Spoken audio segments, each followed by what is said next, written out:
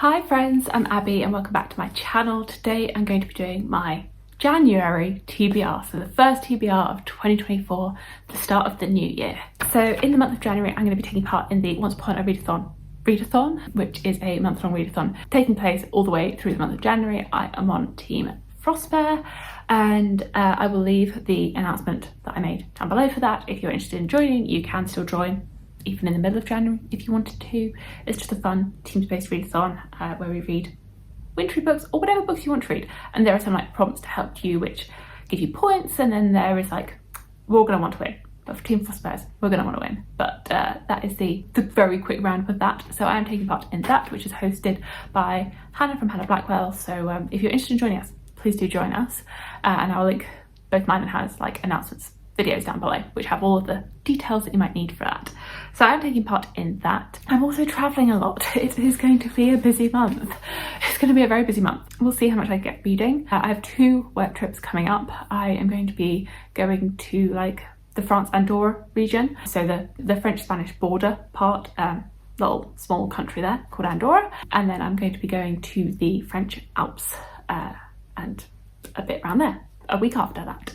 So 2 weeks pretty much of travelling for work, and I know that when I travel for work I do not read very much because I'm too busy, but I will still take a book with me. It just might not be read. Yeah, I do have a couple of, it's going to be a bit of a busy month. So I have the first 2 weeks of January are looking pretty normal, going to be at home doing normal things. Then I have my 2 weeks of travelling, which will be completely disrupted, and then I have a few days at the end of the month to maybe finish a thing off or something. But we shall see what I do. I do have some plans. We'll see how much I get to.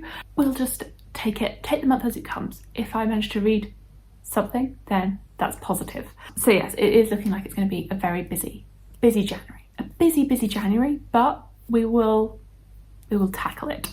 We'll tackle it together. But I do have some hopes of being able to get to hopefully some really positive, great books over the course of this month. So I have 2 books which I have started today on the 31st of December, which I'm hoping to finish in January. There's no hope. I'm definitely going to finish them in January. There's no hope here. It's like all positivity, certainty. So I started reading Yumi and the Nightmare Painter. I'm at very early stages. Very early stages. This is one of the secret projects. I feel as though even though I'm 40 pages in, 35 pages in, I don't really know the plot as yet. We're following 2 main characters, Yumi and the Nightmare Painter, in this fantasy world as part of the Cosmere. I'm enjoying it so far. It is a standalone. I think it's going to be the most romantic out of probably Sanderson's works. I've generally heard very positive things about it. I'm really enjoying the first 35 pages that I've read. Yeah, with the different magics that we are exploring, the different magics that these 2 characters have. Yeah, the lore that's getting explored so far. So very excited to continue diving into this one. I haven't really read much into the synopsis of this. I've just gone in completely blind. I'm really enjoying it. I'm really enjoying those 35 pages that I've read, but very early days. So definitely looking to finish this. I've been looking forward to reading it, and yeah, so far so good. I have just started re-listening to Crescent City on audio. So my friend Stephanie from Stephanie's Bookverse messaged me a couple of days ago, and she was like, do you want to reread Crescent City together? And I was like, Stephanie, maybe. I was like, oh well, I don't think it wasn't quite my plans, but I could easily be persuaded to reread Crescent City in preparation for the 3rd one. I could so easily be persuaded. It didn't require much persuading at all. I was like, I've got the audiobooks, I could do that. That could be fun. I did say that my schedule was a little bit busy, so our plan is to read this one in the first week of January, and then depending on how we feel, we could read the 2nd one in the 2nd week, or when I get back from all my trips, start the 2nd one. I'm doing these both on audio, so hopefully that will take the pressure off a little bit, and I can just put the audiobook on whilst doing some of my new jigsaw puzzles, or going out for a run, a walk, whatever. That is my intention, that is my plan. So I've literally just started this morning on my morning walk. So I'm literally like just a couple, I'm not very far in. I'm really not very far into this, but this is like a very hyped fantasy romance series set in the world of Crescent City, where there are every sort of magical creature that you can imagine, and we're following our main character Bryce, who is a half fae woman, and she is investigating this case with Hunt Athabar, who is a fallen angel, and it is their romance as they come together as they investigate this case, which is very, very important to Bryce due to some events that happened at the very beginning of the book. And then the sequel, I've read both of these before. This one was This one I absolutely love. I know that I'm gonna love it. I know that it's amazing. I reread it prior to this one coming out, so I know that I love this. I know that I love this. I love this. Love this. Love this. Love this. So very, very like that. This I know is going to be a success. Whatever happens, I know that this audiobook is going to be a success. This one I definitely did not love as much. It was still fine. It was still good, but it was nowhere near the level of Crescent City. But I think it'll be good to reread and prep for that third one, and just like, you know, make sure I've not missed any details, so that I'm fully fresh, giving that third one the biggest like opportunity to shine as possible. I really hope it shines. I really hope the third book is good. I really, really hope it is. Very much looking forward to being back in Sarah J. Maas's world. Very much looking forward to it. So yeah, that is the plan, that I'm gonna reread both of these. It's a lot of pages. It is a lot of pages, but because I'm gonna do them on audiobooks, I'm hoping it won't feel like such a daunting task as like reading them physically. And then I'll get to the third one in February, because obviously that comes out on like the 30th of January. I'm not gonna be able to read that in January. I can't read a book in 24 hours unless it's like really short, but not these. These are giant. Like these are not 24-hour books. Otherwise, I've got a couple of other things that I want to work on throughout the month. We'll see how well I do. I don't know. I feel like things could either be successful or they might not. We'll see at the end of the month. We'll see in like 30 days time. But I do really want to get to the final book in the Skyward series. I've been rereading and then reading for the first time some of these books in the series as we worked our way through towards the end of 2023.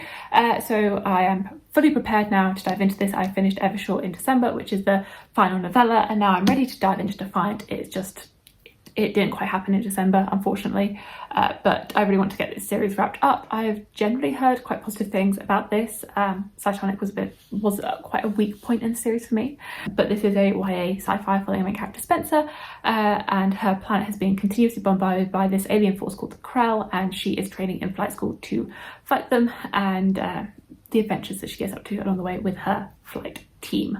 And definitely intrigued to see where this ends up, and what this means for all of our characters that we've been following through the novellas and also through the core series as well.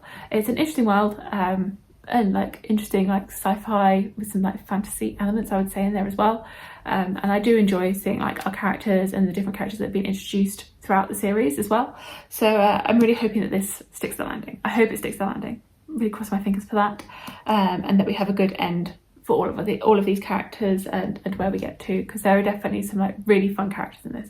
There are definitely like some highs and lows throughout the series, but there are definitely some like fun characters, fun moments that I've really thoroughly enjoyed. So I'm really hoping that this ends strong and is a very satisfying ending to the series. I would like to get to Feybound by Zara El Arifi. I stumbled across this arc. I had a very fortuitous time. I went into my childhood bookshop and was handed this arc. I know them quite well because my mum used to work there, so I know all the employees there, and they were like, "Do you want this?" And I was like, "I want that. I would love this. I will happily take this off your hands. Like, thank you, thank you, thank you." So this is Zara El Arifi's newest release. It is the start of a trilogy, which I don't normally start early, but I am. I'm going to do it. There are multiple reasons I got this arc. One of my friends is, or a few of my like online bookish friends are planning to do a buddy read of this, as they're planning to read like all the fairy adult books, I think, as they come out. So I think I'm going to try and like dive into that as well. The plot of this just sounds amazing. I'm really interested in it. I've pre-ordered as well, like the Waterstones edition with the sprayed edge, which just looks stunning. I love the final strike, so I have quite high expectations for this, and I do need to get to the battle drum as well, but I'm trying to pace that in between when the third book comes out in that series. So 2 on-the-go series from Zara El Arifi is going to be in the plans.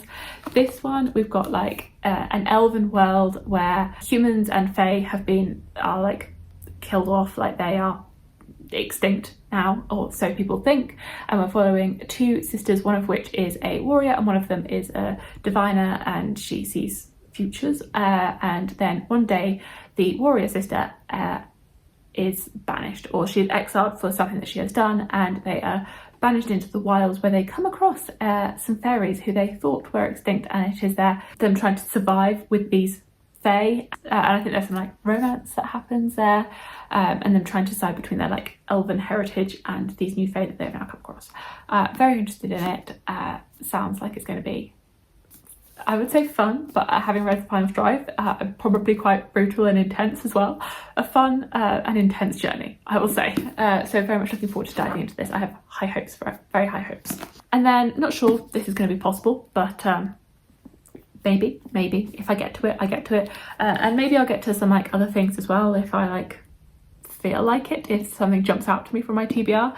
But I would like to start doing my reread for the Atlas 6. So I read the Atlas 6 quite a while ago now, a couple of years ago maybe, and I read the self-published edition, which I enjoyed. I did quite enjoy it, and I've been planning to continue on with the series as the third book comes out. So the third and final book comes out at the very beginning of January. I'm obviously not going to be reading that as it's released, but I would now like to work to reading towards that. So I need to reread the Atlas 6. I'm now going to read the fully published edition.